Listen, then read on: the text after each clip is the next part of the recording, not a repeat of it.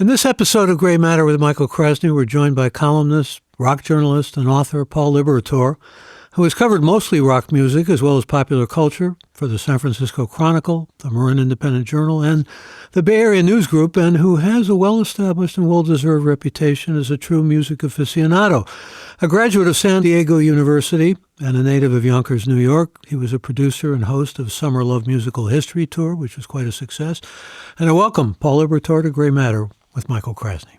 Thank you, Michael. It's really an honor to be here. Well, it's an honor, and it's good to have you, and I always enjoy talking to you. And I'm going to talk about a lot of things, particularly with respect to your world and what you've written about. And much in addition to that, full disclosure, I think you know this, I'm somewhat of a rock lover myself. Carry a little bit of a burden of guilt of that through the years because people say, rock music, as opposed to jazz, as opposed to classical. You get that? No, I don't. I think I look like a rock and roller, and I've been a rock and roller. So no, I don't. I wish I knew more about other kinds of music, but and like I mentioned to you before we started this, my expertise is fairly confined to a certain area. Classic rock I'm pretty good on. But anything to do with Marin County or Bay Area, I'm pretty up to speed on all that stuff because I've been doing it for so long. I started my first newspaper job in 1969. I wasn't covering music then, but what were you covering? I was just a general assignment reporter. I was an intern first, and then they hired me, and I started as a reporter in Los Angeles, and then came to Marin County in 1972, December 1972.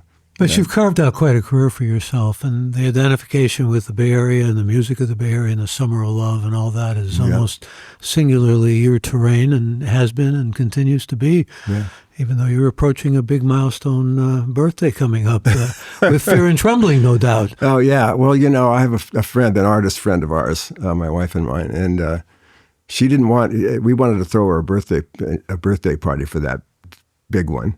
And she said, no, don't do it. I don't want anybody to know. Why don't you want anybody to know? She goes, because when they know that, they treat you differently. And I found that to be true. I mean, I do it myself. So, well, it's that number that's associated in many people's minds as a kind of Rubicon. After that is Alzheimer's and disproportionate number of all dementia and all that sort of thing. So we won't even necessarily go into that. No need to. But you're still vital and you're still out there doing it. And, and I want to talk with you about so many things, but I thought I'd begin by asking you, since you were the partner for many years of Mimi Farina, known early on from her then husband Richard's book, and also the sister of Joan Baez. She had many other identities in addition to those. I don't mean to circumscribe by any means, but you were with her for many years. And so you knew Joan, and I wondered what your response was to the movie. Oh, yeah, the movie. I was very entertained by the movie. I thought it was really well done. And Monica Barbaro, who plays Joan. Local. She's a Mill Valley girl and went to TAM. And so I was blown away. I thought, who's going to play Joan Baez? I mean, nobody can play Joan Baez. I can't imagine any actress even taking that on, The voice, for one thing, the personality, being able to get that look and all that. But she did an incredible job. And when I learned her story, when I interviewed her about it, she was starting from scratch. She was an actor who had no experience singing, period. Yeah, right? She was a dancer. She started her career as a dancer and went to school, to Tisch School of Dancing in New York. And so she got into acting late. She never sang at all, and didn't play the guitar. So within a few months, I've forgotten how many months it was, but not very many, she had to learn how to play guitar and approximate Joan Baez's incredible voice. As you and I know, she had this silvery soprano that was, once in a generation or once in a century kind of a voice. It's perfectly suited for folk music, perfectly suited for the times that she was, the 60s and so how do you do that? She did an incredible job, and she was such a nice person. Personally, I enjoyed her. Very sweet. Everybody who knows her has said, as a person, and you were impressed the same way. Yeah, I interviewed her on the phone when she was in Paris, And she was trying to do all these interviews with all these French journalists before going to Italy and doing a bunch of interviews with Italian journalists. So she was overjoyed to be talking to somebody from her hometown, in English. So, well, when you talk about her having to learn the guitar and all of that, Timothée, I think that's how he pronounced his name, Chalamet, I mean, same thing. He had to learn how to play the guitar, the harmonica, and it's extraordinary that that's just a part of the film that, I love the earlier music. I have a taste for Dylan for early music. And when I went to a concert of his not that long ago here in the Bay Area, I was disappointed because he does almost no of the early songs. But there they were, because that was that particular era.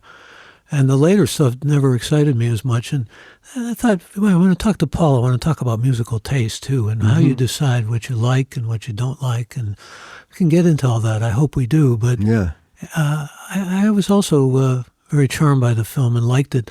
What I wanted to ask you, because we've both known Joan for a long time, was what it captured of her. Because, she says at one point in the film that about Dylan, he's an a-hole, Yeah, right. Yes. He was an advisor to the film, which struck me as rather ironic in some ways. Yeah. But he was, and he didn't seem to object to that in his advice role and so forth. Right. How'd you think she was portrayed? Oh, I thought she was portrayed quite, knowing Joan, and because I didn't know her when she was that young. By the way, there are pictures online of both Paul Liberatore and Michael Krasny with their arms around Joan. Paul was much closer to her than I was. But we're fighting over. She actually loved the portrayal. She thought it was really well done. And, the movie took some liberties as far as the history goes. I asked her a certain thing. Did you really make out with him in the Gertie City in the hallway like in the movie? She goes, no, I never did that. And her big criticism of Chalamet's portrayal was that he was too clean in the movie. She goes, he was so scruffy and so dirty and such a mess, such an unmade bed of a guy. She said she was always trying to clean him up. That was one of the big things. And she gave Ed Norton, she gave him some advice about how to play Pete Seeger. Speaking of Ed Norton and Pete Seeger, I have to tell you something that just the other day I was reading online, and there's so often information that's misinformation, or just says something about Where Have All the Flowers Gone was written by Dylan. Well, it wasn't written by Dylan; it was written by Pete Seeger. Yeah. So, and I happened to be in the company of a young millennial, and I said, "This is just wrong." Who cares? Was the response. I thought, those of us who care about this rock history care. Yeah. Paul Liberatore cares. I right? care. Yeah, for sure. You've got that whole oral history out there. And music history is very important to you, as it is to me. Yeah. You want to get it right. Yeah. Oh, yeah. You want to get it right. I sweat every article I do about, making mistakes and accuracy, and I've been doing this so long. I still, every time I write an article, on the day it comes out, I'm a nervous wreck. Really? Because after all these years. After all these years, I feel the same every single time, and I think, God, I'm almost, I've been doing this so long, and why am I more relaxed about it? And I think because that's what's allowed me to keep going, because of the care. I think I care more and do more preparation than I ever have. I have more time because I don't write 50 stories a month, anymore. But 50 a month you were doing? Well, when I was working for the feature department, at the end when they were really trying to squeeze us, I was writing. They wanted 3 features a week. Can you imagine? That's impossible. And I would go into the office at the editors and I'd say, that's humanly impossible to write 3 features. You could write 3 features maybe 1 week and then take a week to regroup and set up a bunch more. Oh no, we need 3. Sorry. Crazy. Sorry, that's not gonna happen. So I have more time now to pore over things, and because I only write a certain amount, I want it to be right. I want it to be really well done, as well written as I can do. It's funny because in preparing to talk to you, I've looked back on some of my earlier pieces, And I look back on some of your earlier pieces too. Yeah, and they hold up. I'm going. I was pretty good in those days. I have the same feeling sometimes when I look at writing of mine from early stages and everything. it's a good feeling, and it's a very reaffirming feeling. But I was thinking about how much you've had to do with like young talent and scouting. I mean, you're like sort of a baseball scout. You go to some of these early fledgling rock groups and everything, and you have to decide, do they have it, do they not have it, that sort of thing. I mean, a lot of that is taste, isn't it? Yeah, I mean, I did a show called Lobby Lounge, the IJ Lobby Lounge. For the Independent Journal. I started it in 2014 when I was still working full time. And the IJ had a community meeting in Mill Valley, to try to talk to subscribers and get their feedback on certain things. And I looked out into the crowd, and everybody there was between 60 and 80 or 90 years old, which is fine. That's the audience. That's our Marin County audience. But I thought, there's got to be a better way to engage with young people. I mean, we can't just give that up, So I was inspired by the NPR Tiny Desk concerts, which I thought were the coolest thing. And I thought, well, maybe we could probably do that. We might be able to do that. So I started this thing. I got permission from my editor, Robert Sterling, a great guy, great editor, who's still a very good friend of mine. And he said, yeah, let's give it a try. So I started bringing young high school, middle school, even younger than that, kids into the IJ lobby.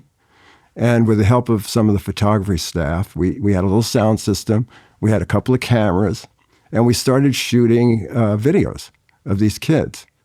And it grew. We outgrew the lobby, and we started doing them at the Marin TV and community TV studio in San Rafael, and because they had the staff and they were happy to do it. So I started scouting kids. I'd go to Redwood High School, I'd go to the Marin School of the Arts, I'd go to TAM, I'd go to all these schools, I'd go to all these concerts, school concerts, mostly rock concerts, and I'd find bands and bring them in there.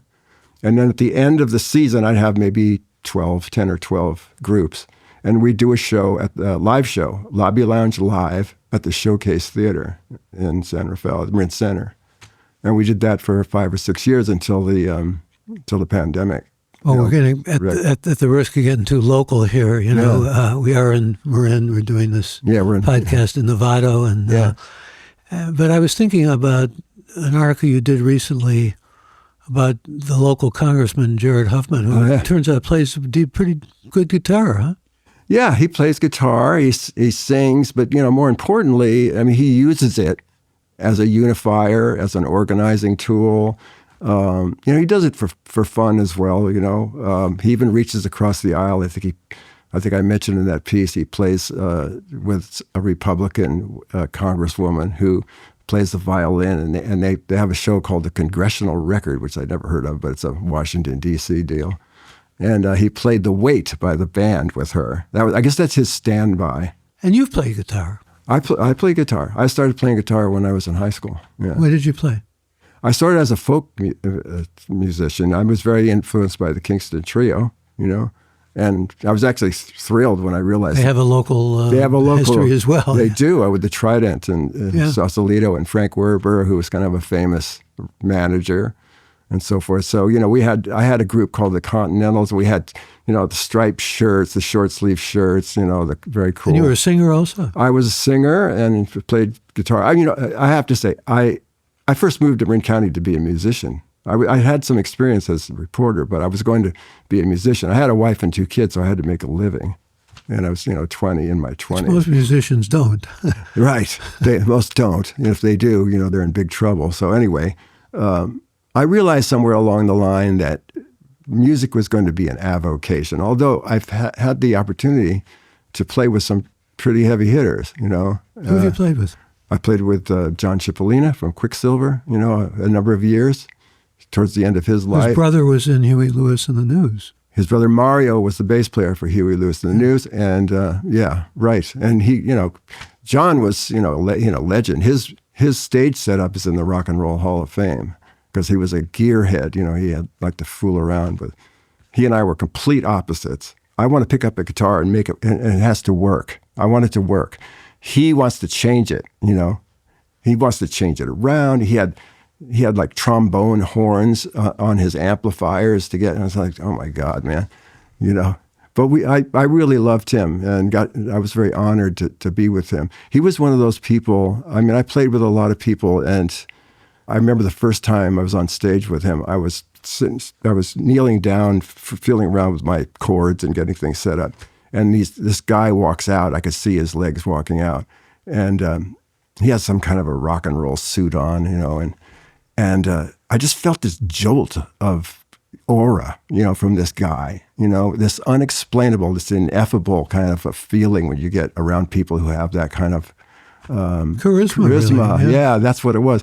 And I was writing about the first time I interviewed Cesar Chavez. I had that feeling. Yeah.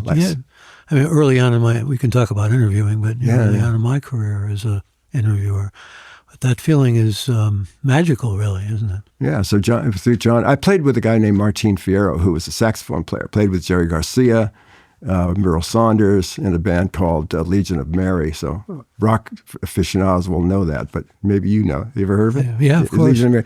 Yeah, so I got to play with him. And through him, I met lots of people.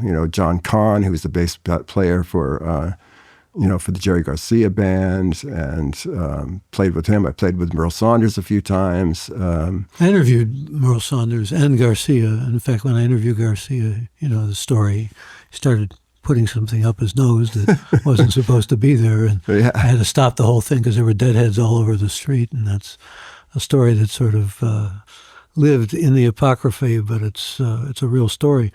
Question, though, when you're talking about playing with these, it's very different to just meet them and interview them and talk with them. It's a whole different experience. So, for example, once you decided you were going to be a journalist and you were going to be a reporter and all that, it must have been difficult sometimes to think, gee, I'm interviewing this guy now. I'd rather be playing with him. Yeah, I never really had that problem. I knew my position as a musician. I knew that I was never going to be on their level. I worked hard at it. For a number of years, like in the 90s, I was out playing at night almost every night of the week. I really worked hard on being a front man, on being a singer, on having stage presence and all that. But at some point, I realized that I was never going to be able to play the guitar as good as some of the guys I was with. I was never going to be able to write songs like they write, like real songwriters write. And I could be there with them. I could be in the room with them, but I was never going to be, a star at it, I didn't think. Whereas as a writer, as a journalist, I could contribute way more to the music scene by covering. People know me because of what I write about all that I've written about them and covered them all the time. So I knew that that was my contribution. I could play on the side, and I have the experience of being on bandstands with people. So, most journalists don't have that. Most of them are fans. It's given you an advantage, hasn't it? Well, advantage and disadvantage both. What's the disadvantage? The disadvantage is you don't know why you're playing with them sometimes. Are they letting you play with them because of who you are, that you might write about them or get on their good side and have a story about them? Or are you playing with them because you really deserve to be playing with them? So sometimes you have that run through your head. What do they want from me? And the big question that always looms over any discussion about playing the guitar, and maybe it's an absurd question in many ways, but it's one that I've always sort of figured should be asked anyway. People talk a lot about the great guitarists. One of my guilty pleasures is I listen sometimes to Howard Stern, and he's studying the guitar now, and he's talking a lot about guitar players and great guitar players. And people used to just, when you compare Hendrix to Eric Clapton to Jerry Garcia, who's the greatest guitarist? I don't know, sometimes it's like saying who deserves the Academy Award or who deserves a Grammy. It's a bit absurd, but who's your top guitar player? My top guitar player? Wow. Well, I've covered the Grateful Dead since 1973. I think my first article I ever wrote about music, in fact, I have it. I found it. I have it here. After they played Watkins Glen in New York for 600,000 people, bigger than Woodstock, Anyway, I grew up in L.A., so I was more into the slicker sound, the Eagles and people like that.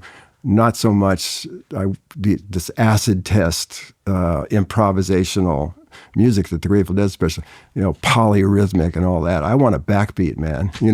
And so So I was never particularly, a deadhead. I appreciated their music and got to know them personally, and have been writing about them for, they've sustained my career practically. But the thing about Garcia is that when you hear him play, you know who it is.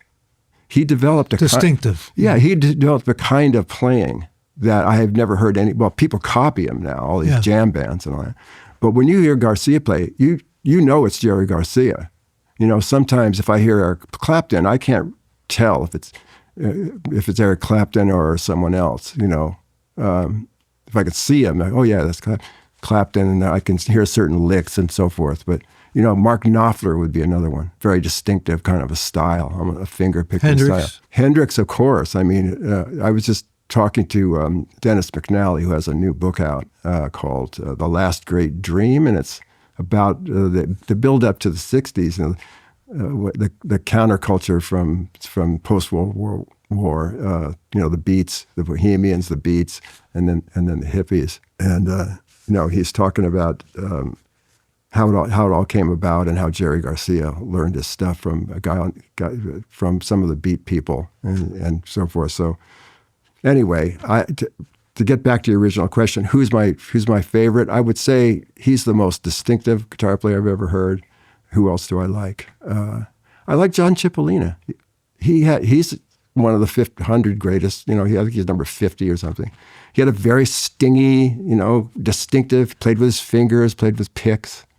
So I have to ask you, since I have a son-in-law who's a fish head, do they deserve to be the successors of the Grateful Dead? They don't have a guitarist like anything like Garcia. No. But do you like Fish?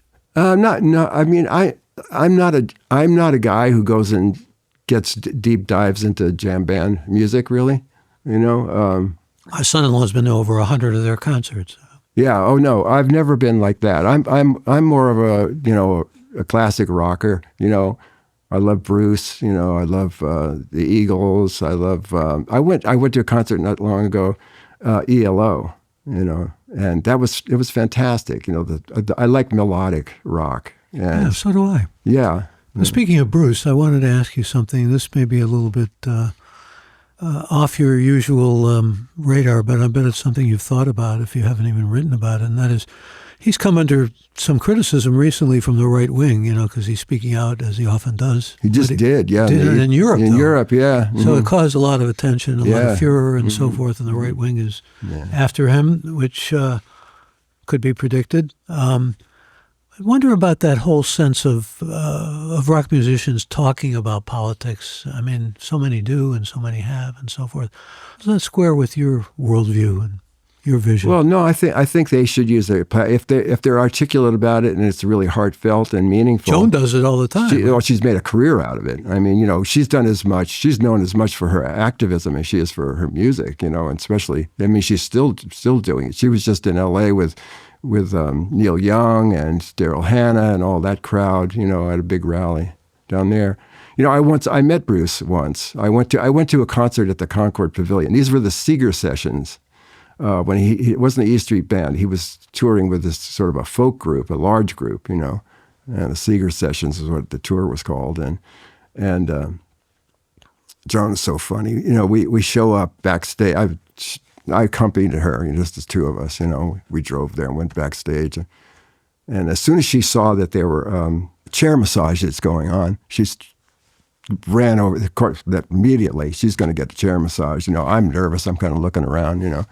And she says to me, I'm going to go over and get a chair massage. So when Bruce comes, would you tell him that where I am, that I'm doing that? I said, when Bruce comes, you want me to? So I'm standing there kind of waiting for Bruce to come. And sure enough, here he comes. He's got this phalanx of guys in front of him, right? And I kind of approach him. One guy, wait a minute, who are you? I said, well, I'm with Joan Baez, and she wanted me to tell Bruce that she's over there getting a chair massage. And Bruce goes, oh, wow. And he runs over, and, she had her head down, right? So he gets down on his knees, and he's looking up at her from the chair massage, and they have their little talk. And, so that's before the concert, right? So at the Concord Pavilion, you have to walk out through the crowd. You can't There's no other way to get to your seats, So you have to kind of walk down these stairs on the side of the stage, and it's just before showtime, so the place is packed with people. And as we're going down the stairs, people catch her, they see her coming down, and the whole place burst into this ovation. I mean, the hair was standing up on the back of my neck, here I was trailing along behind her, So the level of appreciation. People adore her, and appreciate her, and politics figures into that as well. But, when the time I've spent with her through the years, I noticed that there's still a kind of humility there. Modesty maybe is a better word, Yeah, right. Well, the last half of that story is like after the show, we go back. She does a song with him. Did you try the chair massage, or did Springsteen? Oh, no, I didn't try the chair massage. I was too worried about trying to, tell Bruce where she was, But afterwards, he beckoned for both of her, and I trailed along behind to go back down to his dressing room. So it was just the three of us for like a half hour. And he was talking about politics.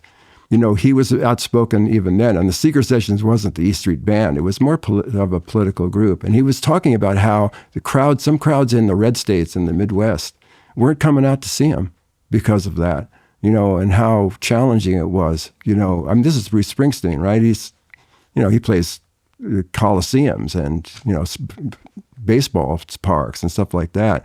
And he was talking about, because of the political nature of this tour, he was having trouble, getting the kind of crowds he normally gets. Well, that's a very telling story in many ways. Yeah. Let's, again, I'd like to push a little on these ideas of how you evaluate big questions that people ask that have become almost cliches in some ways. I was thinking of an interview I did, one of the earlier podcasts with Bret Stephens from the New York Times, big name to drop. Mm-hmm.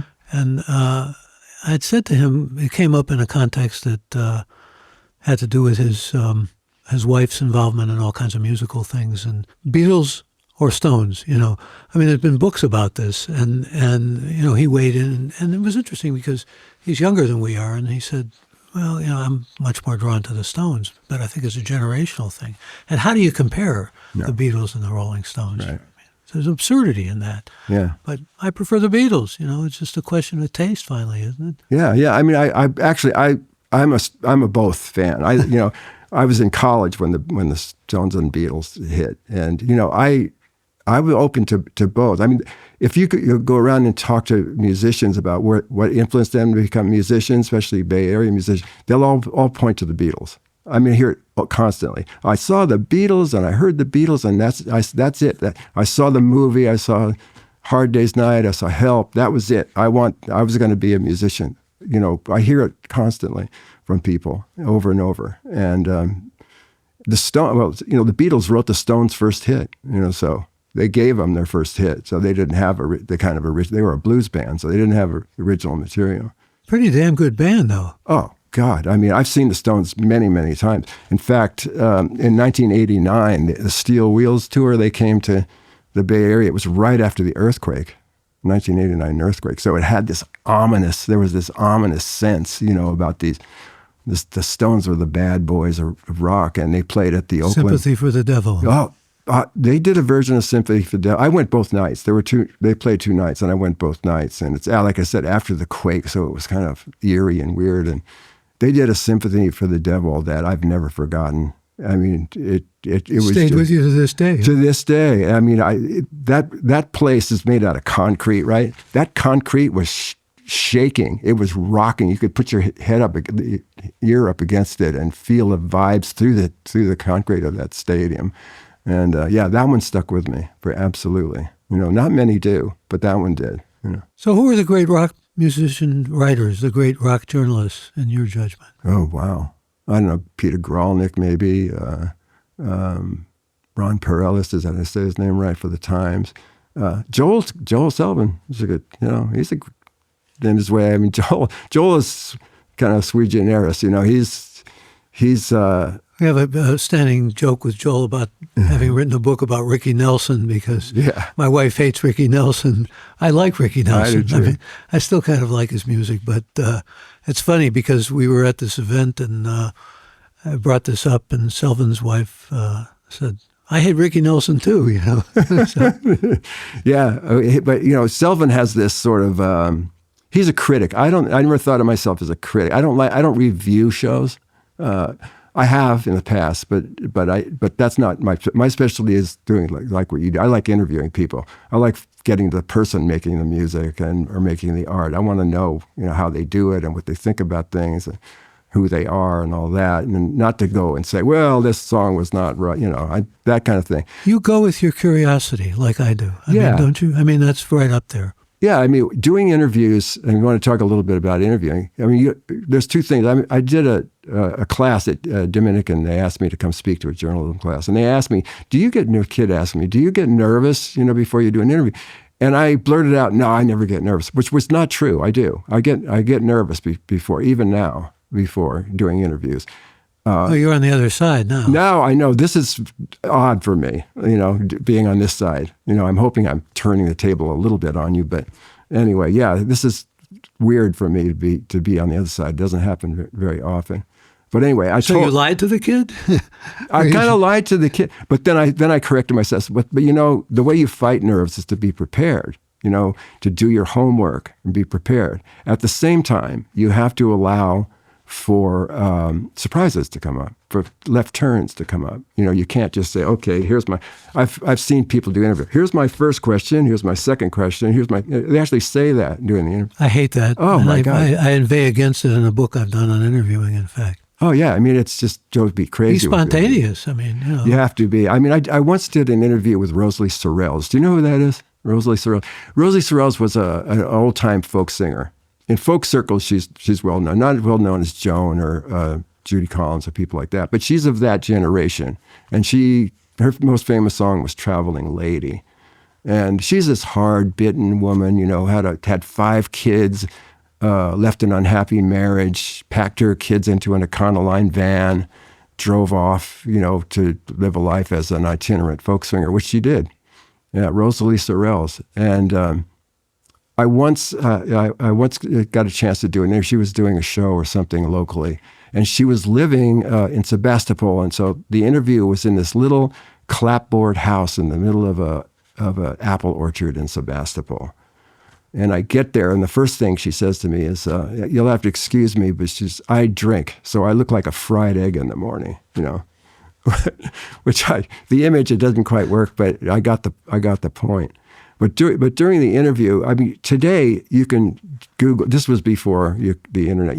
Now you can Google and get somebody's life story in 2 minutes, or less. I didn't have that luxury, and I think it just came up right. You want to do the Rosalie story? Yeah. So anyway, during the interview, she kept looking over at the front door, and at one point I asked her, "Are you expecting someone? I notice you keep looking at the front door." She goes, "Oh yeah, I'm sorry." She said, My teenage son, committed suicide a couple of months ago in Bolinas. And she said, I still to this day expect him to come walking in the door. Oh, boy. I know.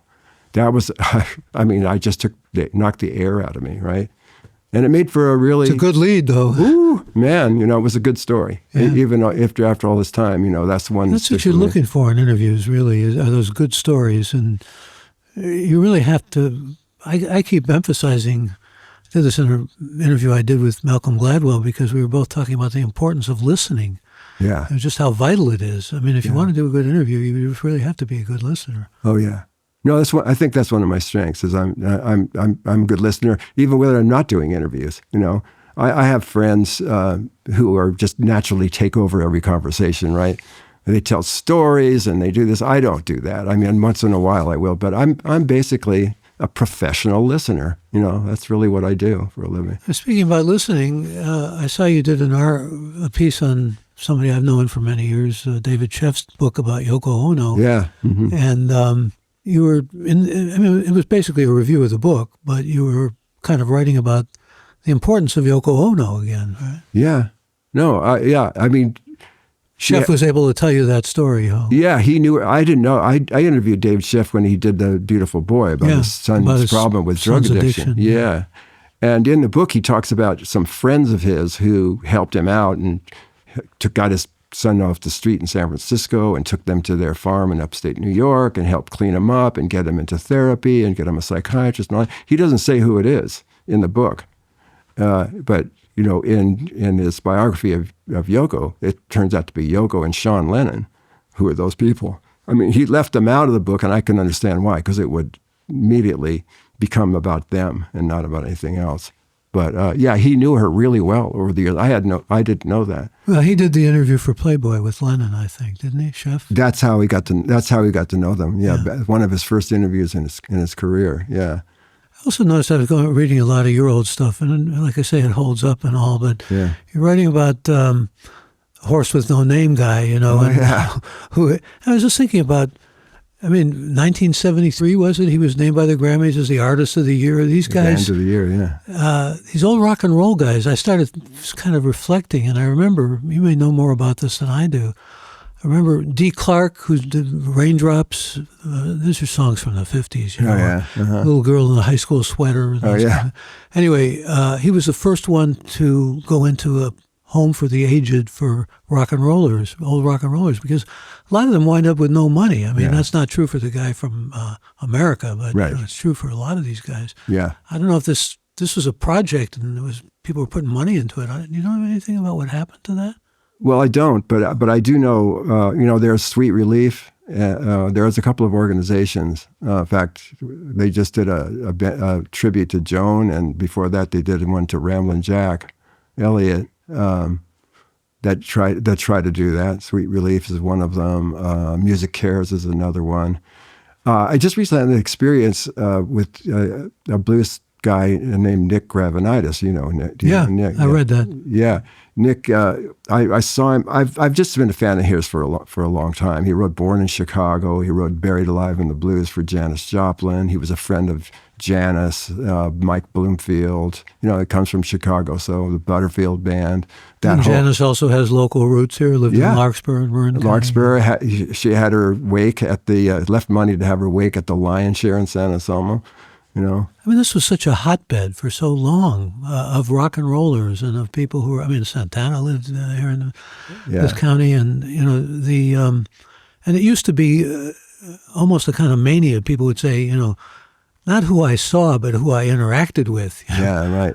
I mean, it was like a kind of almost one-personship. Yeah. Oh, yeah. Yeah. Oh, Marin was full. I mean, you couldn't turn around before you hit a rock star in Marin in the 70s, when I first came here. I mean, I walked into this hotbed, I mean, I wrote down a couple of the names: The Dead, The Starship, Doobie Brothers, Van Morrison, Janis Joplin, Big Brother, America, Dewey Vanilla, but America, Huey Lewis, David Bromberg, David Grisman, Steve Miller, David Crosby, Commander Cody, blah, blah, blah, blah. Marty Balin, who I did the last interview ever with Marty Balin when he was getting I think it was a Millie Award from the city of Mill Valley, because he lived there forever. So how do you approach an interview like that? I mean, you're interviewing Marty Balin. You know his stuff. I mean, you did your homework, but you also got to interact with him. You've got to establish some rapport or some trust, really, don't you? Absolutely. Yeah, absolutely. You kind of have to let them go where they want to go, and then steer them into areas that you're interested in. I have certain things that I want to bring up. There's nothing worse feeling. This. Nothing worse feeling than finishing an interview and going, "Oh man, I should have. Why didn't I bring that up? Why didn't I bring that?" Happens all the time, though. Yeah, I mean, I hate that feeling. I once did interview with Billy Joe Shaver. Right? Do you know who he is? He's a Texas songwriter. I don't know, no. Okay, well, he's great. He wrote some song called "Live Forever," and of course, he didn't live forever, but he was a real character. He was one of those guys with Guy Clark and Townes Van Zandt and that whole school, of Texas songwriters and tough barroom guys, And is Kinky Friedman part of that at all? A little of that. Marginally. Marginally. But anyway, he was a serious songwriter. But, one of these, I think I described his Texas drawl as like someone chewing on a chunk of rawhide. That was the way he sounded to me. And anyway. It's a good line. It was a good line, but he had actually shot a guy in the face in a barroom fight, And so I did this whole interview with him, and he was so interesting that I never asked him about shooting this guy. I mean, he was still on trial for that, or as far as I knew. That might have been prudent, though. So I had to call him back. I called him back and said, "Hey, man, I forgot to ask you about the guy you shot in the face. Whatever happened to that?" He said, "Well, the guy survived. It didn't really hurt him that much, and I got off. They said it was in self-defense." Okay, great. Whew. Well, you followed through, though. I had to ask. Yeah. I mean, I had to ask. I was thinking maybe there was something unconscious face-to-face that you didn't want to ask him. No, I was on the phone, but yeah. No, I mean, you went on the phone because you didn't ask him at face-to-face. Yeah, right. Well, you're going to get shot in the face maybe if you brought it up. I mean, I know. Yeah. That's the kind of tough guy. Those are some of the people, that you run into when you do this with stuff. Some of the lesser-known characters that you just never forget, You mentioned the blues before, and I wanted to finish the Gravenites story because Nick, I saw him. He sat in with Los Lobos a couple of years ago at Rancho Nicasio, and he's in his early. He's 82 or something, 81 or 82, and he was older. He's an old 82. He was. They had to help him on the stage, right, and he was barely able to get there, and they put him in a chair. And I thought, oh my God, this is going to be a disaster. I was waiting for the train wreck, and they started playing, and he started singing, and it was just like blew everybody away. I mean, it was like this guy's voice was still there, his feeling was still there. I could just see the band was face lit up, because they knew who he was and respected him. And Los Lobos is a big band, and they thought Nick Gravenites was part of their history, and he was, and he just killed it. But I thought then, I said, I've got to do an interview with him before he leaves us, So I set it up, went up to his place in Occidental, and I did what's probably, I'm sure it was the last interview I ever did. And we sat outside. It was brutally hot, and he talked about Janis, he talked about Bloomfield, he talked about Butterfield, he talked about the whole Chicago days, he talked about all those things. And then shortly after that, he got ill and had to move out of his house and moved into not a very nice kind of rehab retirement place, that everybody who visited him said it was not the best thing. And so he spent his last years, in less than ideal situations because, as Ramblin' Jack says, when somebody asked him once, why he was wearing suspenders, he said, "I lost my ass in the music business." That's why. Well, that was sort of the case with Gravenites. And so, it wasn't. You got to do the interview, though. He wasn't. Yeah, I got to do the interview before he left us. Yeah. And I always appreciated him. I thought he was a tough guy, but he was also a nice guy. And he was one of the people who encouraged me as a musician. Well, that means a lot, I'm sure. Yeah. Although, I was thinking, I wanted to be a novelist and didn't quite have the chops. And I was thinking recently, as much as I love, I don't know if you know the name Walter Tevis. He was a mentor to me. He wrote The Hustler and The Color of Money and The Man Who Fell to the Earth. And Queen's Gambit. And he said he thought I had a lot of talent. He was wrong, but, it encouraged me in ways that probably it shouldn't have to think I could write the great American novel. But do you ever think, you've had quite a lot of success, but it's been local for the most part. And you ever think about, gee, I should have been in a bigger arena, or I wish I had been in a bigger arena, in terms of rock journalism? Well, no. I never wanted to be just a music writer, and I haven't been. I have that reputation. But like in the 80s, from 79 to 89, I worked in the city for the Chronicle.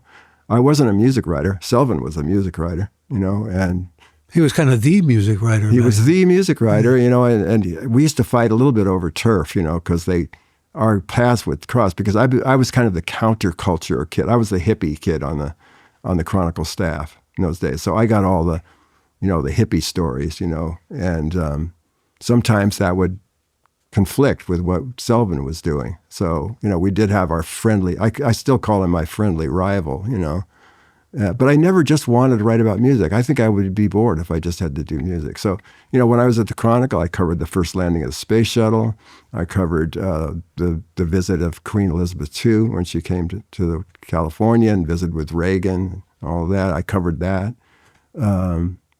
I covered... the hippie was covering that? Yeah, they sent the hippie to cover... I met the hippie Queen. Was covering the Queen. I covered the Queen, yeah. I wrote a lot of stuff about the opera, San Francisco Opera, from a rock and roller's point of view, you know. Rock and roller goes to the opera. I didn't know anything about it, but, you know, sometimes that's not a handicap. Some people know too much, you know. Oh, it's an advantage in some ways, yeah. Yeah. So anyway, I wrote about all those different things, and I brought kind of a countercultural sensibility to it. You know, I think the space shuttle landing I compared to, it was like the Woodstock of the space age, because there are hundreds of thousands of people watching this thing happen, you know, and a lot of the older guys at the Chronicle said, well, I would have never thought to write a lead like that, you know, because that was my generation, you know, that's what I brought to the table, you know. You ever read Ted Rozak's book? He was a friend of mine who wrote the book called The Making of the Counterculture. He actually coined that word. And there was a sense of extraordinary freedom, of course, associated with that, liberation, finding, you know, new identity and all, but also the afflictions, drugs, terrible kinds of problems that you know, that so-called hippie generation was unfortunately particularly identified with. And I'm thinking about that also because I was teaching a story you may know by James Baldwin called Sonny's Blues, and it's a powerful, extraordinary story about the blues and also about addiction. And there's a point. I was saying I'm going to talk about this with Paul because there's a point in the story where it's about two brothers too from Harlem. One of the brothers listens to his brother play, and he says, what I realize is most people don't listen to music. They don't hear it. You know, it's on a whole different level. Now, when you were covering all these, which is a hippie and a post-hippie, you had to listen in a different way. You had to get the essence of the music and so forth. And that really requires, almost makes it incumbent upon you to hear in a different way than most of us do. Because, you know, a lot of the people who hear music, especially if it's a club, they're talking, they're sleeping, who the hell knows what they're doing, you know. But the point is, in some ways, that maybe drugs opened up ways of listening for some of these people. I mean, it's a terrible thing to have to reckon with, but... Well, I definitely think that that cannabis, you know, marijuana, changed the way I listen to music. You know, before I smoked, I don't anymore so much, but I mean, I smoked pot every day of my life for like 30 years or something like that, you know, because that was part of the culture. Hippie and a pothead. Yeah, I mean, I was living in Fairfax in the 70s, you know, you kind of had to. It was de rigueur. You know, one of the first stories I wrote, you know, for the IJ, and I must say the IJ was really great about that. Here's this small, very conservative, to say the least, local paper. There's a guy named Roy Barron, remember him? Oh, yeah. He's a total conservative. Yeah, and then there's Jack Kramer and Wishart Brown, these families that owned the paper. But I have to give them credit. They gave me, or they gave us, the young guys, this young hippie, long-haired reporters, they gave us our reign. You know, they saw the feature, they let us go ahead and do it. I mean, I wrote a story in mid-70s about growing your pot in your backyard. And I had these, because my friends were doing it. So I had all these pictures of rows of marijuana growing, and it ran on the front page of the IJ in 1975 or whenever it was, you know. And who knew it would have been legal, you know? I mean, yeah, it wasn't legal. It wasn't legal. But to answer your question, I think it did open my ears more. You know, to this day, sometimes when I get stuck on something, even writing, you know, I might have a 5 milligram gummy, half a gummy or something, and it opens up some channels that may have been closed. You know, my mind starts to work a little bit, put some people to sleep, but to me it doesn't. It activates certain, especially sativa. If you want to get technical. But you were using marijuana at a stage where you were no longer a teenager, really. I mean, yeah, I never had. It's pot. The young kids I'm concerned about with cannabis. Oh yeah, no, we never even heard of pot until it was in college. You know, so No, I don't. And I told my children that. I mean, my kids I said, I'm not going to hide my pot smoking around my kids. I'm not going to hide it because I don't know. I mean, that would feel crazy. But I'm going to tell them, you know, when you're 18, when you're 19, when you're 20, you can do whatever you want. But until then, I also told my kids Paraquat, and much heavier now in terms of its effect on you than when I experimented with it. I mean, just a whole different kind of rumba, let's say. Plus, my kids didn't want to have anything to do with anything that we did anyway. Yeah, of course. So, that wasn't that hard. They said, pie, no, Yeah. Do you fancy rap at all or much? Are you drawn to it? I do in some ways. I mean, I'm not an aficionado. I don't know much about it. I was listening to when you talk about what's going on now in music. I mean, I'm not a pop music. I'm not on top of the top 40 anymore.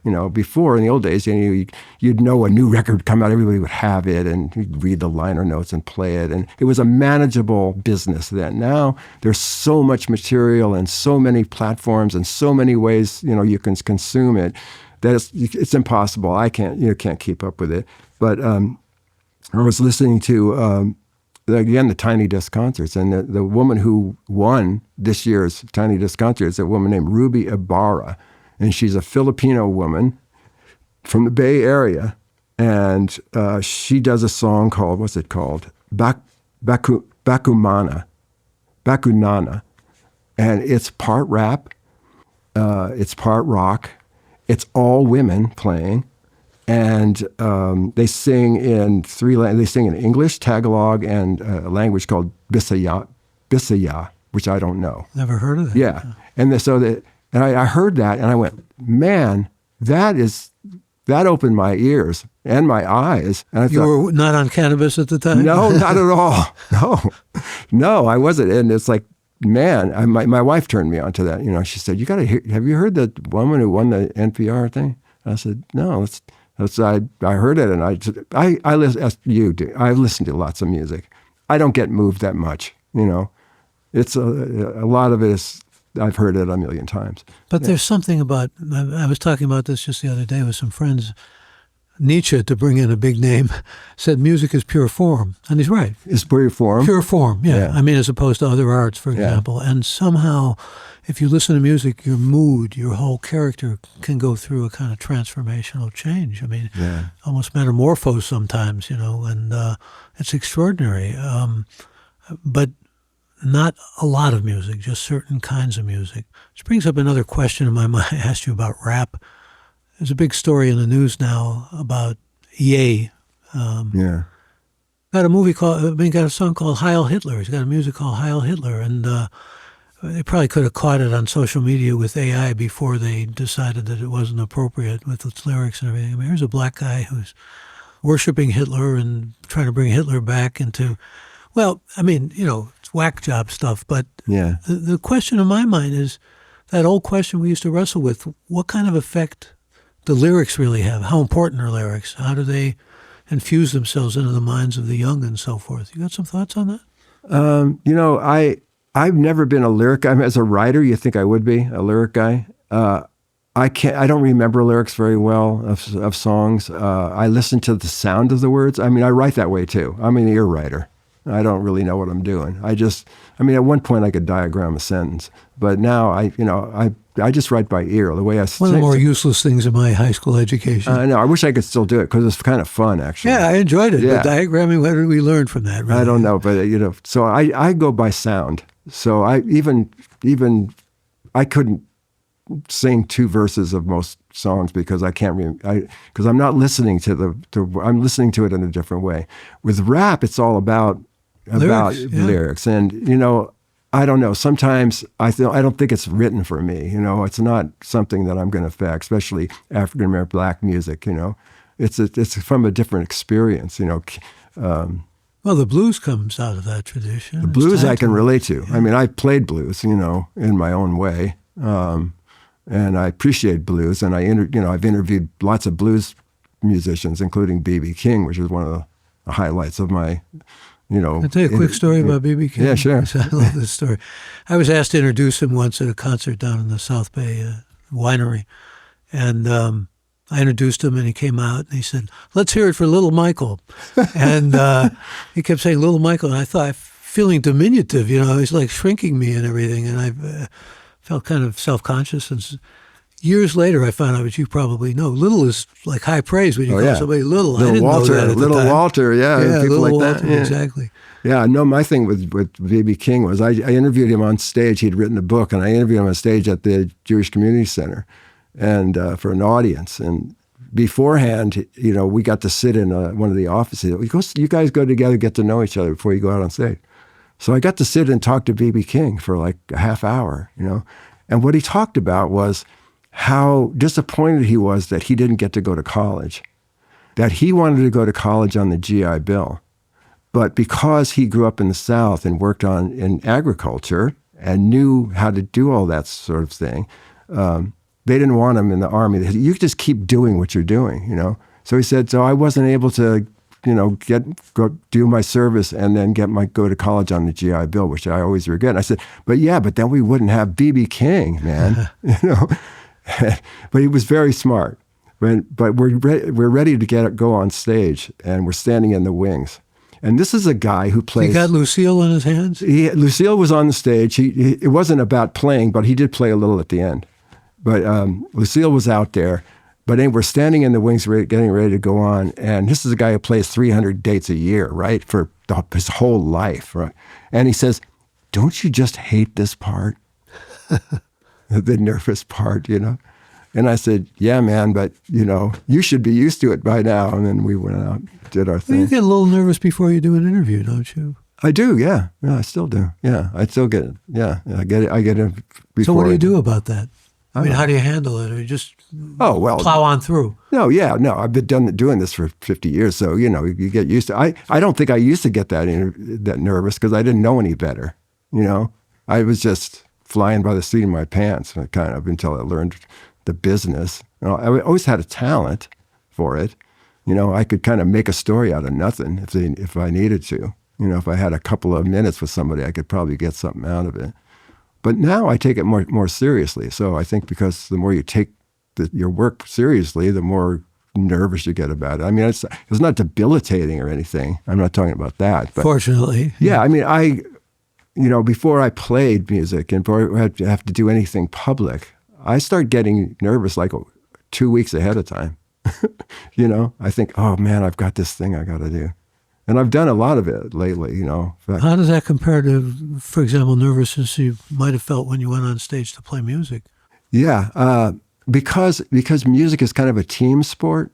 I didn't feel that nervous because you got all these people behind you. You're playing with a group. If I had to go out and play by myself, which I did a little bit of lately. I went out and did. At a party, I played, but I practiced a lot ahead of time. I hadn't played publicly in a long time.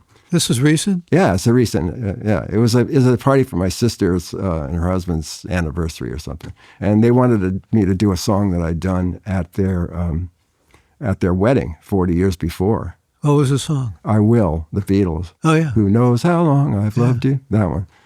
And so I practiced it and went and did it, but it came off. I pulled it off. I pulled it off. So you ever asked about, I was reflecting on this, it's the greatest rock song of all time. The greatest rock song?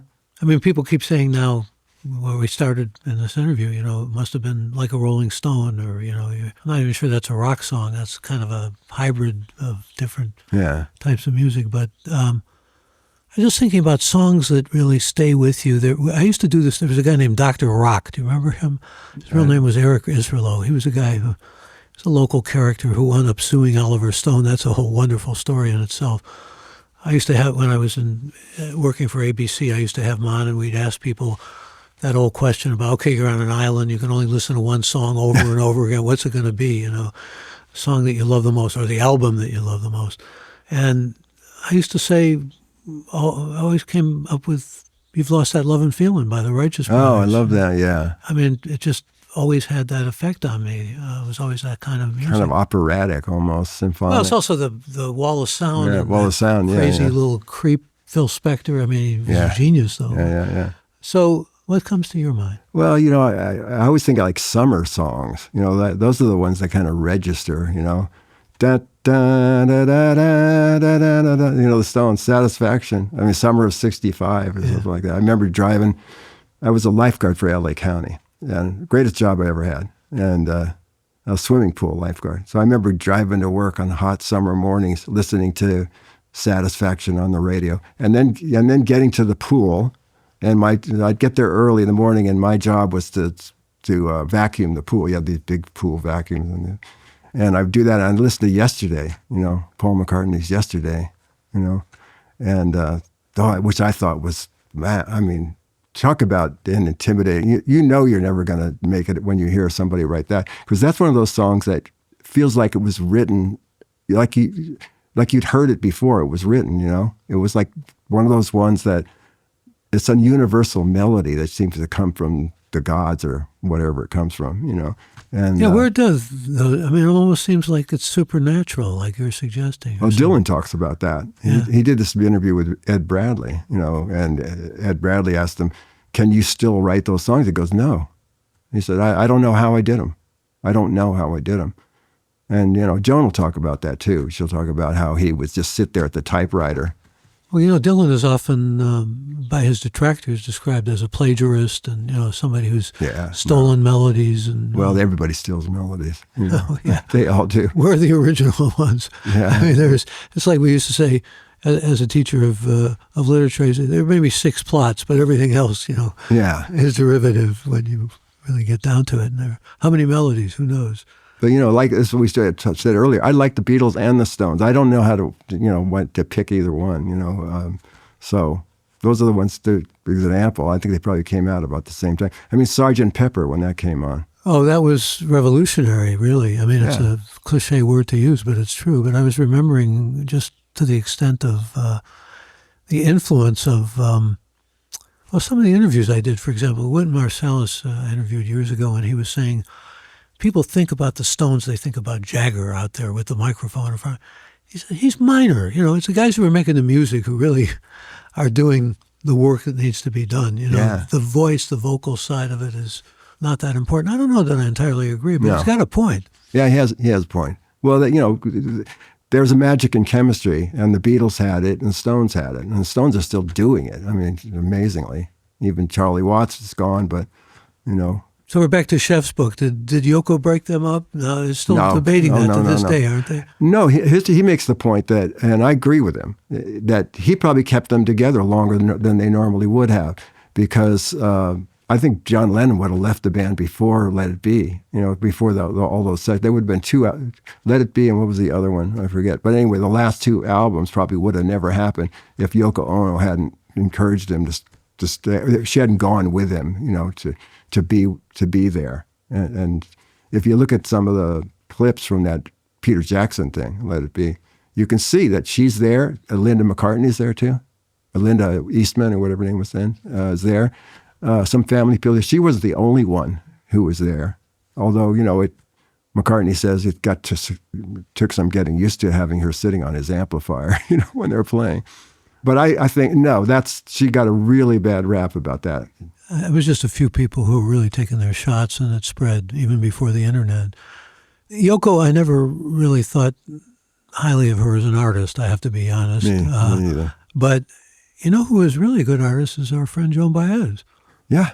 Mm-hmm. And you've written about that. her visual art. Yeah, and my wife is her gallerist. My wife is her art representative, Donna Seeger. And she... I think I may have told you that when I was at KQED, we had the green room, and she was going to go on the air with me, and she put something on the wall.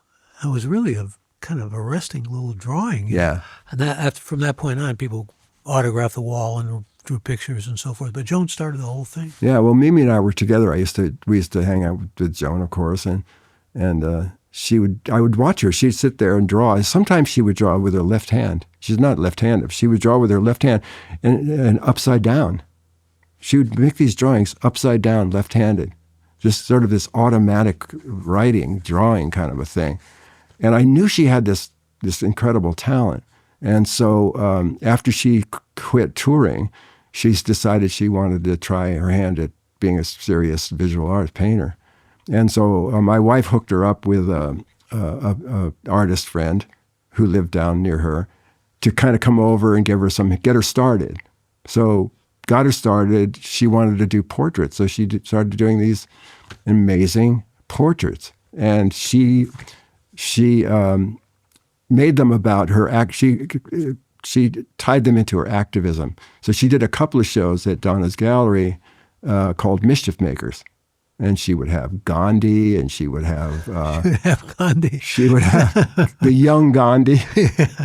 She would have. By the way, we did a Zelensky. You know, she would have. Did a podcast about a book on Gandhi by Perry Garfinkel. I don't know if you know him. I don't know. Local journalist. Yeah. Yeah, so she'd do all these people, you know, MLK and you know all the icons, and you know we had a couple of shows, and you know she started selling art.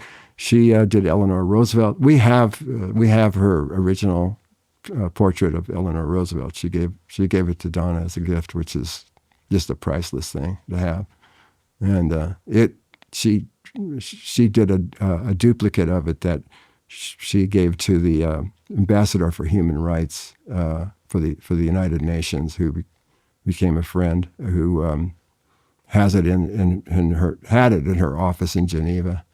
Yeah. Yeah, there's a lot there. Just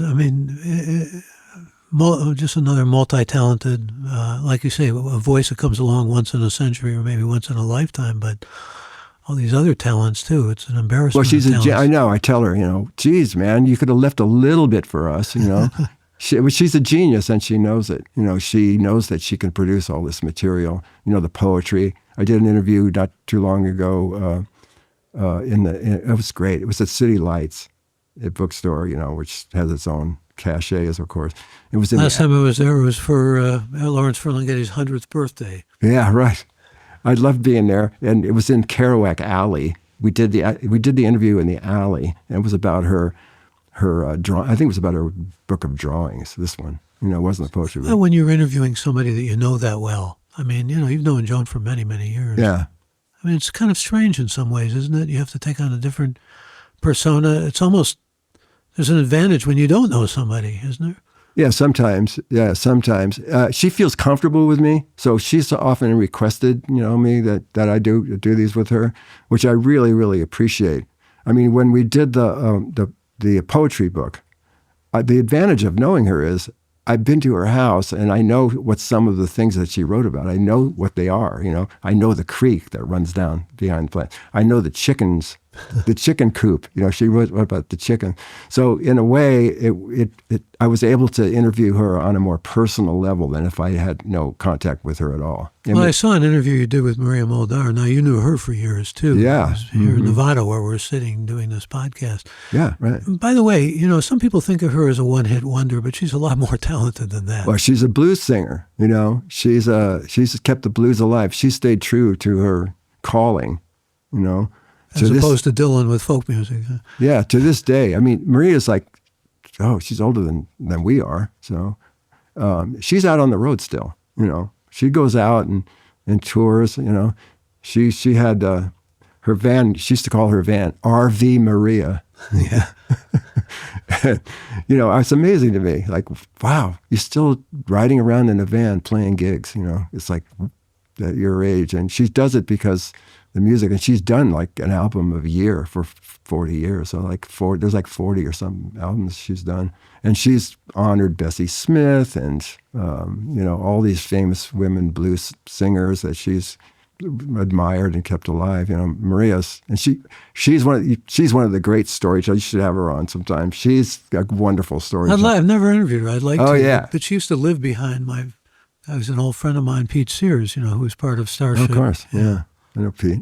Who wanted to write, and this is true for, I guess, a number of rockers. He wanted to write more, you know, socially justice-oriented music. He wanted to write music from Guatemala because he and his wife had roots there with a mother-in-law and brother-in-law and so forth. But it's funny how people can get into a silo almost. They're doing rock because rock brings in the bread, brings in the money. And these days, to make money as a musician, you got to go play gigs.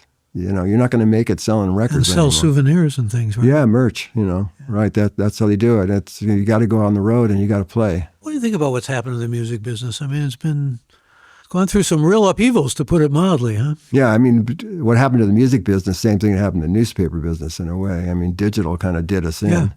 And, you know, so streaming doesn't pay them, you know, anymore, like album sales. So, I mean, everybody has to go out and work really hard and tour. And when you get to be a certain age, it's not so easy. Unless, you're somebody like Weir, Mr. Bob Weir or something like that, where you can do it kind of first class. But even so, I mean, I always said that being a musician is like, unless you have a lot roadies and crews and everything, but the average run-a-day, work-a-day musician, it's manual labor.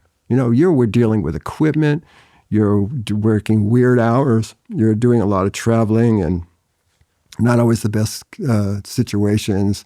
It's hard work. I never wanted to do that. I mean, that's another reason I didn't keep pursuing. I never toured or anything like that. I mean, I think the farthest I went was San Jose or somewhere. And that was a big deal, go to San Jose and play. And, so it's a tough game. It's not an easy road. If young people are thinking of doing it, do it now. Well, it makes it also more yearning for nostalgia sometimes because of all the situation that we're in now in this digital world and everything. So the attraction of something like The Summer of Love, I was thinking about all that in conjunction with the title of a Simone Signoret autobiography. I love this title. Nostalgia isn't what it used to be. Right. That's great. You look at, for example, I look at some of these, because I was involved in public radio for many years, some of these fundraisers, and, all you see are gray hair or bald heads and so forth. And, the nostalgia of the world now of those of us who appreciated that world that we grew up in, you call it the hippie world or whatever, it's a lot of old guys and old women. Yeah. One of the things that we did when Jimmy Dillon and I did that Summer of Love musical history tour of the Summer of Love in 2017, we did it at the Sidney Goldstein Theater in San Francisco, a couple of thousand people. Sold the place out. Of course, we had Joan Baez as our headliner, but I think we would have sold out anyway. But our concept was we had young people singing the old songs. We had like the Tea Sisters, or we had Caroline Sky, who was barely out of her teens. We had another young singer, Omega Ray, who sang the Janis Joplin parts. We had Nikki Bloom sang the Grace Slick part. They're all young people singing the hits, singing White Rabbit and all the Joplin, Piece of My Heart. We had them sing it, and some of them had to learn them. They didn't know the songs. They were that young, they didn't know the songs. But it worked. It brought kids, young artists, singing the classic songs from that era. So you didn't just have a bunch of old fogies up there, trying to recapture their youth. You had young people bringing these songs back to life. And I thought that, for me, made that. That's wonderful when that happens. Yeah. I mean, it's magical. Yeah. And the show was a great success. Yeah, it was a real great success. Like I told you, so like one of the first times I ever made any money doing music was that show. Yeah, well, you're not to be confused with this other Paul Liberatore, who's got a whole golf enterprise going. No, I tried golf before, and I played with Huey Lewis, who was a really good golfer. But no, I don't. I don't have time, and when you get to be a certain age, you only have certain amount of time left, and I don't want to spend it swearing on a golf course about some shanked shot that I know I'm going to hit. So. Speaking of Huey Lewis, what's happened to him? Oh yeah, I've talked to him. When was the last time? In Montana now. He has a place. He has a place in Montana, and during the wintertime, he has a place in San Diego too. And I think his ex-wife may live here now. I don't know. So I think he passes through here. Last time I talked to him, he said, "Oh yeah, next time I'm in town, we'll have dinner." But that never happened. But Huey's is kind of a sad story. He lost his hearing. Yeah, I know. I mean, Huey is a natural-born performer. Well, he's got a pedigree, too. He's got some jazz in his genes, so to speak. His father was a jazz musician. Yeah. I mean, one night after show, we spent till like 3 o'clock in the morning sitting in his brother's BMW listening to Frank Sinatra at the Sands Hotel, playing, and he was listen to this horn part, listen to this part, He was a real musician's musician. He really digs deep in there. So it was heartbreaking when he lost his hearing and he couldn't sing, because you can't sing if you can't hear the pitch. Well, it's like I felt when Ronstadt lost her voice through Parkinson's. It's the same kind of thing. Oh, absolutely. Yeah. That wonderful voice of hers. Yeah, Huey said he considered committing suicide. He was going to kill himself. He had nothing to live for. He didn't do it, of course, and he got help and got out of it, but he admitted that. And for somebody like him, I mean, he tried to come back. They tried to do it, and it just doesn't work. It won't work. And the band, the band had to kind of give it up. Johnny Cole is a friend of mine, one of the players in the band, and Bill Gibson, the drummer.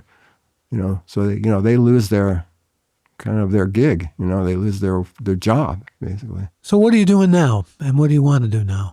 Well, I keep wondering when I'm going to stop covering the music scene, and then every time I do, I go out and people go, "Oh, I love reading your thing." So I get that feedback from people.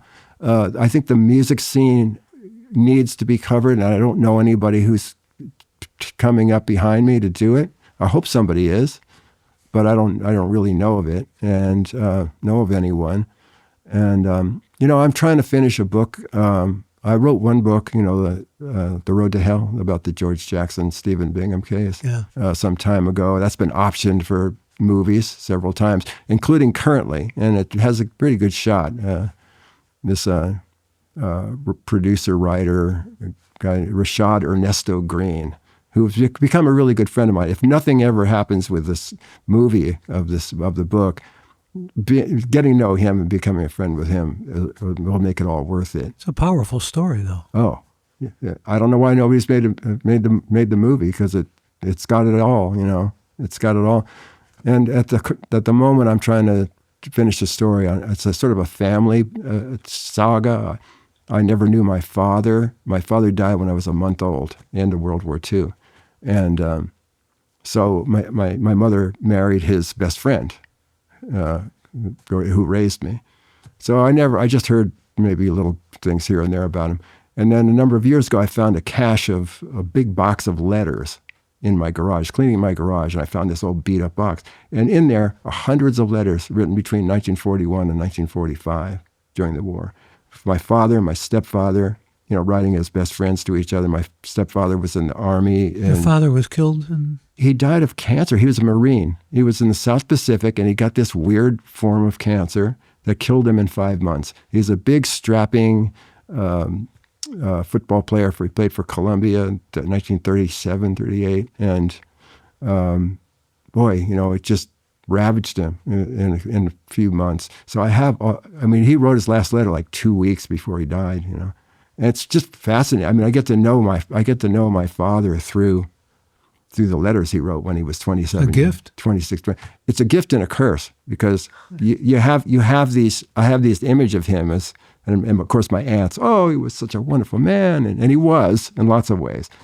But he was also had his faults, let's put it that way. He was also a man of his time, too. He was a man of his time, but there were some things about him that weren't as savory as I would have liked, So that's what I'm having trouble with, is finishing this book. Like, what are you going to do with all that unsavory stuff?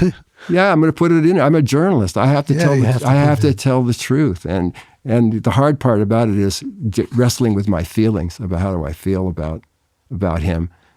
Journalists always have to tell the truth. Because sometimes no, you have to protect people, obviously. Oh, of course, yeah. But not in this case. I can't in this case. That would be it's not your father. It's my father, and it's not. I think that's what's holding me back, because I think it has an audience beyond just my family. I think it's a universal. It's a World War II love triangle between my father, my mother, and my stepfather. And your stepfather was in love with your mother. They all knew each other. They grew up in Yonkers, New York, and in an Italian neighborhood, poor Italian neighborhood in Yonkers, New York. So they knew each other, and they always wondered which one my mother was going to marry. So she married my father first, and then after he died, she married my stepfather, right? So it has this kind of a love triangle thing. Give this book to Coppola? That's a good idea. That's a good idea. I just have to finish the last one. We're talking so much locally, he's local. Yeah, no, I hope he's listening. Yeah, it's a good It's an opportunity for you, Francis. Yeah, there you go.